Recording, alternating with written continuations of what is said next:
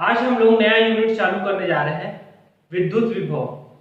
पिछली क्लास में हम लोग स्थिर विद्युत देख चुके थे। आज हम लोग पढ़ेंगे विद्युत विभव। विभव किसको बोलते हैं? आप लोगों ने एक प्रैक्टिकल देखा होगा, बचपन में हम लोग बहुत सारे प्रैक्टिकल किए हैं। जैसे कि दो बर्तन है, एक बर्तन ये हो गया और एक बर्तन ये हो गया, ठीक है। इसमें पानी भर दिया कुछ ज्यादा ऐसे करके, और इसमें पानी का लेवल कम है, और इसको एक नली से जोड़ दिए और ये बंद है। जब हम इस नली को खोलते हैं तो हम क्या पाते हैं कि ये पानी इस तरफ जाने लगता है, और ये तब तक जाएगा जब तक कि दोनों का लेवल समान नहीं हो जाता। ये तब तक जाता है जब तक कि दोनों का लेवल समान नहीं हो जाता। उसी प्रकार विभव भी है कि विभव क्या है कि जब तक आवेश समान रूप से वितरित नहीं हो जाता किसी चीज पे, जिसे हम विद्युत विभव बोलते हैं, या विभवांतर। उसके बाद हम विभवांतर में भी आएंगे विभव के बाद ही, कि विभव में जो अंतर होगा वो क्या कहलाएगा? विभवांतर कहलाएगा। तो विभव की परिभाषा में आते हैं। विभव किसको बोलते हैं? अनंत से किसी वस्तु को, एकांक सेकंड धन आवेश को अनंत से विद्युत क्षेत्र किसी बिंदु तक लाने के लिए जितना कार्य करना पड़ेगा उसे हम क्या बोलेंगे? विभव। अब कैसे? मान लो ये विद्युत क्षेत्र है, इलेक्ट्रिक फील्ड है यहां पास,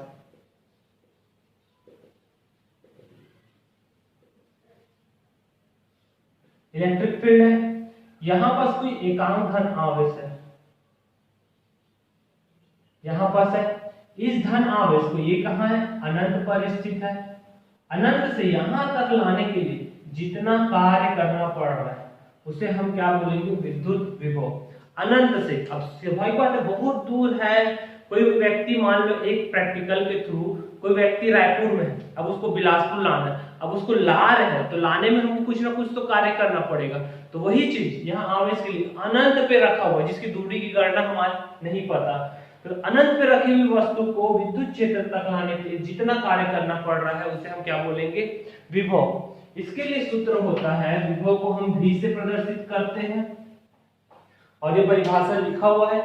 एकांक स्वतंत्र धन आवेश को अनंत से विद्युत क्षेत्र तक लाने के लिए जितना कार्य करना पड़ता है उसे उस बिंदु का विभव कहते हैं। इसे V से प्रदर्शित करते हैं। तो V इक्वल टू क्या हो जाएगा सूत्र? कार्य बटे आवेश। कार्य कर रहे हैं किसको? आवेश को लाने के लिए। तो कार्य को हम W से प्रदर्शित करते हैं, आवेश को हम Q से। तो V इक्वल टू हो गया W अपॉन Q। ये विभव का सूत्र हो गया। यहां से इसका मात्रक बोला जाए तो कार्य का मात्रक होता है जूल और आवेश का मात्रक होता है कूलाम। इसी को हम लोग वोल्ट भी बोल देते हैं, वोल्ट, ठीक है। लेकिन हमको विभव की परिभाषा नहीं पूछता अधिकांश बार। नेक्स्ट टॉपिक है बिंदु आवेश के कारण किसी बिंदु पर विभव। ये इंपॉर्टेंट टॉपिक है, इसी के आधार पर डेरिवेशन बनेगा पूरा।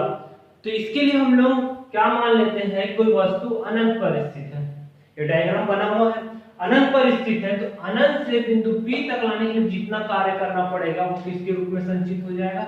विभव। यही विभव का फॉर्मूला पूरे डेरिवेशन के लिए हम लोग को यूज होगा। तो सबसे पहले हम लोग थ्योरी में आएंगे। थ्योरी के लिए हम लोग इसमें जो डायग्राम दिख रहा है उसी में से हल करेंगे। मान लो यहां पर बिंदु O पर प्लस Q स्थित है, या यहां पास कोई आवेश स्थित है, ये मान लेते हैं हम लोग, ठीक है।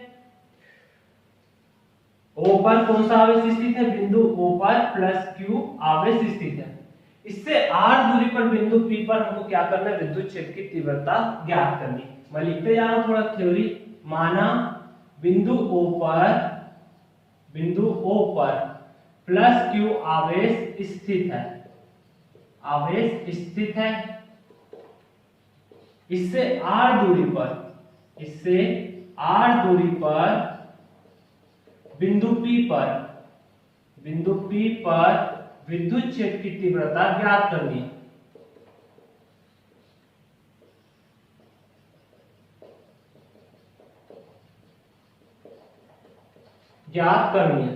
O पर प्लस Q आवेश स्थित है, r दूरी पर बिंदु P पर विद्युत क्षेत्र की तीव्रता ज्ञात करनी। अब उसके लिए हम लोग क्या करेंगे? यहाँ पर कोई अनंत पे आवेश स्थित है, इसको अनंत से विद्युत क्षेत्र तक लाने के लिए कुछ कार्य करना पड़ेगा। तो इसको छोटे छोटे दूरी में बांट दिए। P, P1, P2, Pn-1, n-2, Pn। तो यानी हम लोग क्या किए, अनंत पर स्थित आवेश को, अनंत पर स्थित आवेश को P तक लाने में किए गए कार्य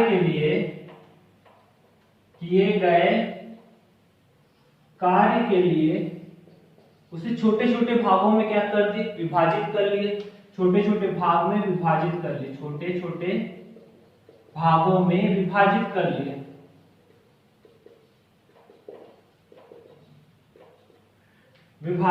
लिए। जिनके लिए छोटे छोटे भागों में विभाजित कर लिए, जिनकी दूरी P, P1, P2 dash dash dash Pn-2,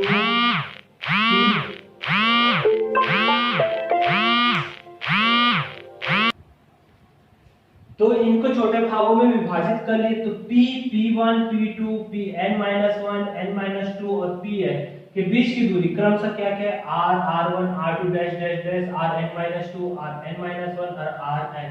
इतना हम थ्योरी में लिखे। सबसे पहला काम क्या, आपको डायग्राम बनाना है। डायग्राम बनाने के बाद आपको बताना है कि आवेश कहाँ स्थित है, अनंत पर स्थित है। अनंत पर स्थित है तो उसे कहाँ तक लाना है, P तक लाना है। तो P तक लाने के लिए हम उसे क्या किए, छोटे छोटे भागों में विभाजित कर दिए। छोटे छोटे भागों में विभाजित किए तो उनके बीच की दूरी भी क्रमशः अलग अलग। P की दूरी R1, P1 की दूरी R1, P2 की दूरी R2, Pn-2 की दूरी Rn-2, Pn-1 की दूरी Rn-1, Pn की दूरी Rn। तो ये दूरी हो गया। इतना थ्योरी में आप लोगों को लिखना है। अब उसके बाद आते हैं बिंदु P पर विद्युत क्षेत्र की तीव्रता। किसके कारण, प्लस Q आवेश के कारण बिंदु P पर विद्युत क्षेत्र की तीव्रता। आप लोग विद्युत क्षेत्र की तीव्रता का फॉर्मूला देखे हुए हो, याद भी किए हैं हम लोग स्थिर विभव में। तो बिंदु P पर विद्युत क्षेत्र की तीव्रता, विद्युत क्षेत्र की तीव्रता क्या होगा, EP से इसको हम शो कर लेते हैं। विद्युत क्षेत्र की तीव्रता का फॉर्मूला 1/4 पाई एप्सिलॉन 0 के Q अपॉन, यहां से यहां तक P के लिए दूरी क्या है, R का स्क्वायर, समीकरण 1 दे देते हैं।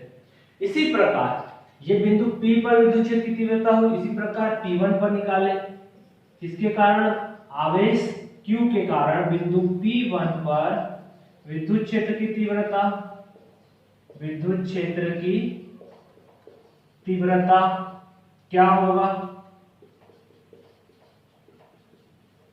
E P1 बराबर 1/4 पाई एप्सिलॉन 0 के Q अपॉन, यहां से यहां तक की दूरी क्या है, R1 का स्क्वायर, समीकरण 2। ठीक है, P पर विद्युत क्षेत्र की तीव्रता की दूरी R है, इसके लिए R1 है। अब देखिए ये जो डिस्टेंस है बहुत कम के लिए बांटे हुए हैं, यानी इनका जगह बहुत कम है। अभी भले हम लोग को दूर से कुछ ज्यादा दिख रहा है, लेकिन वो क्या है, बहुत ही पास रहेंगे, क्योंकि ये अनंत से ला रहे से छोटे छोटे भागों में हम क्या कर दिए, विभाजित कर दिए। तो चूंकि P1 व P अत्यंत निकट है,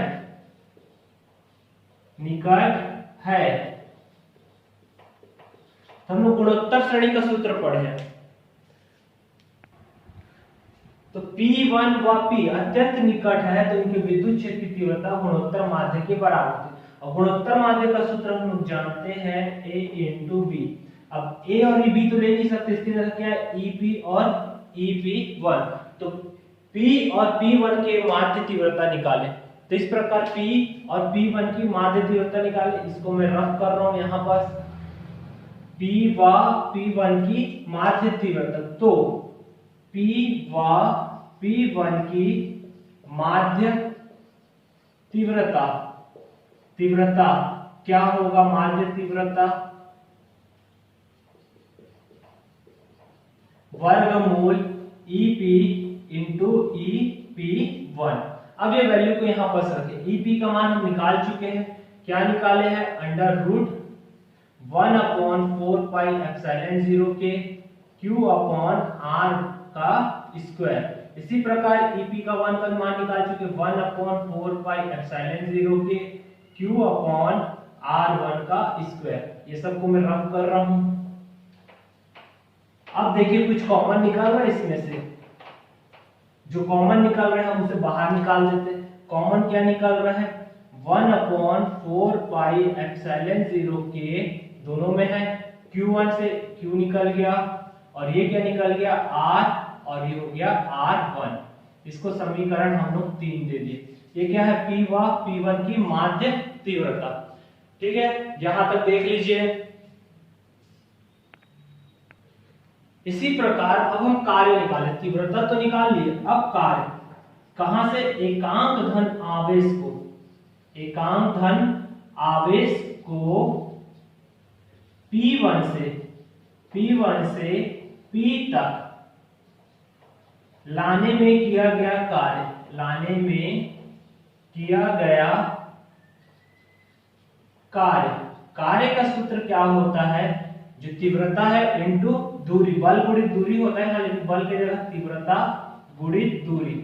अब तीव्रता क्या निकाले हैं, 1/4 पाई एप्सिलॉन 0 के Q R और R1। अब दूरी कहां से कहां तक ला रहे, P1 से P तक लाने में किया गया कार्य, तो ये पूरा क्या, यहां से यहां तक R1 है और यहां से यहां तक कितना R है। यदि ये R1 में से R को घटा देंगे तो फिर कितनी दूरी मिल जाएगी, तो ये क्या हो गया, R1 माइनस R, क्योंकि यहां से यहां तक यदि R1 है, मान लो ये P1 तक और यहां तक P तक कितना है R, तो ये पूरा R1 में से R घटा देंगे तो हमको इतना डिस्टेंस मिल जाएगा।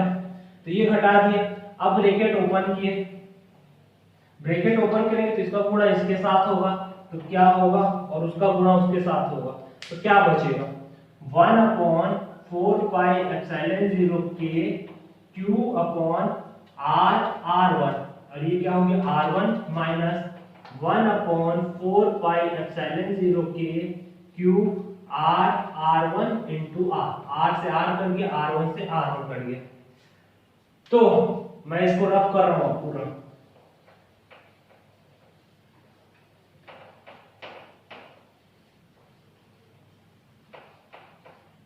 ठीक है। तो कार्य कितना हुआ, 1/4 पाई एप्सिलॉन 0 के Q upon R minus 1/4 pi epsilon 0 के Q अपॉन R1। इसको समीकरण 3 हो गया था, ये 4 हो गया। कहां से कहां तक लाए, P1 से P तक। इसी प्रकार सबको हम लोग को लाना है अनंत से, क्योंकि ये अनंत पे रखा हुआ है, तो एक एक करके लिए हल करते हैं। तो सबसे पहले वो P1 से P तक लाने पे किया गया कार्य। इसी प्रकार आगे के लिए हल करेंगे, तो डायरेक्ट अब हल करेंगे। P2 से P1 तक लाने में किया गया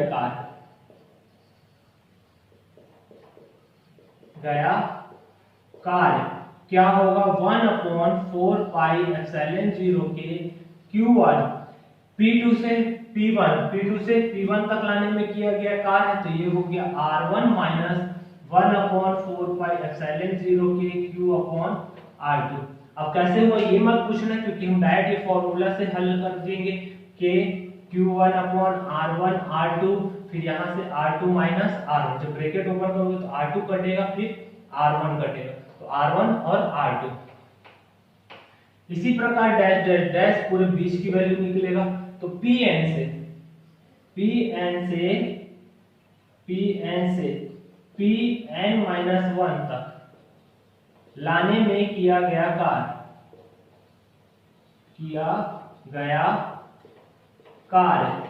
क्या होगा, 1/4 पाई एप्सिलॉन 0 के Q अपॉन Pn-1 से यानी Rn-1 से 1/4 पाई एप्सिलॉन 0 के Q Rn तक लाने में किया गया कार्य।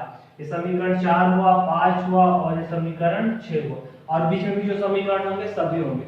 अब क्या किया, हम छोटे छोटे कार्य को निकाल लिए, यहां से यहां तक लाने पे, यहां से यहां तक लाने पे, यहां से यहां तक लाने पे, यहां से यहां तक लाने। अब टोटल कार्य निकालना, तो सबको क्या कर देंगे, ऐड कर देंगे। इसको लिखना है, लिख लीजिए, फिर मैं ऐड करूंगा। एकांक धन आवेश को Pn से, अब यहां से यहां तक लाने में कितना कार्य करना पड़ रहा है उस पूरे को लिखना है। एकांक धन आवेश को Pn से P तक लाने में किया गया कार्य, तो जो छोटा छोटा कार्य जो शुरू से निकाले समीकरण 2 3 से, वहां से पूरा लिखते हुए है 1/4πε0 के Q/R माइनस 1/4πε0 के Q/R1। ये कहां से कहां तक था? P1 से P तक था। इसी प्रकार प्लस 1/4πε0 के Q/R1 माइनस 1/4πε0 के Q/R2 और ऐसे डैश डैश डैश करते हुए यहां से यहां तक लाने पे किया गया कार्य 1/4πε0 के Q/Rn-2 माइनस 1/4πε0 के Qrn-1 फिर प्लस 1/4πε0 के Qrn-1 माइनस 1/4πε0 के Qrn। अब देखिए ये R1 वाला ये इससे कट गया, सेम है, ये इससे कट गया। अब स्वाभाविक बात है इसके बाद जो वैल्यू आती वो उससे कट जाती और ये इससे पहले वाले से कट जाती। तो हमको क्या बस बचा? पहला और लास्ट। तो पहला क्या है? 1/4πε0 के Q/R माइनस 1/4πε0 के QRn। क्योंकि ये वस्तु अनंत पे रखी हुई है तो ये दूरी का मान क्या हो जाएगा? Rn इक्वल टू क्या रख देंगे? अनंत। अनंत रखेंगे तो हम उधर रफ कर दे रहा हूं। Rn की जगह हम इंफिनाइट रखेंगे तो हमारा फॉर्मूला क्या मिलेगा? Rn की जगह यदि हम इंफिनाइट रखें तो ये हो गया 1/4πε0 के Q/R माइनस 1/4πε0 के Q/infinite, यानी ये टर्म जीरो हो गया तो बच गया 1/4πε0 के Q/R। यही हमारा क्या होगा? किया गया कुल कार्य। ये क्या हो गया? कुल कार्य। यही कार्य विद्युत विभव के रूप में संचित हो जाएगा। किया गया कुल कार्य विद्युत विभव के रूप में संचित हो जाएगा 1/4πε0 के Q/R। इसका मात्रक होगा वोल्ट। ठीक है, ये टॉपिक इंपॉर्टेंट है और ये डेरिवेशन के बिना ये अध्याय कंप्लीट नहीं होगा। इसका स्क्रीनशॉट लेना है, ले लीजिए और इसको एक बार डेरिवेशन को पूरा देखिएगा। फिर हम नेक्स्ट क्लास में मिलेंगे आगे के टॉपिक को लेकर। ठीक है, ओके, थैंक यू, बाय।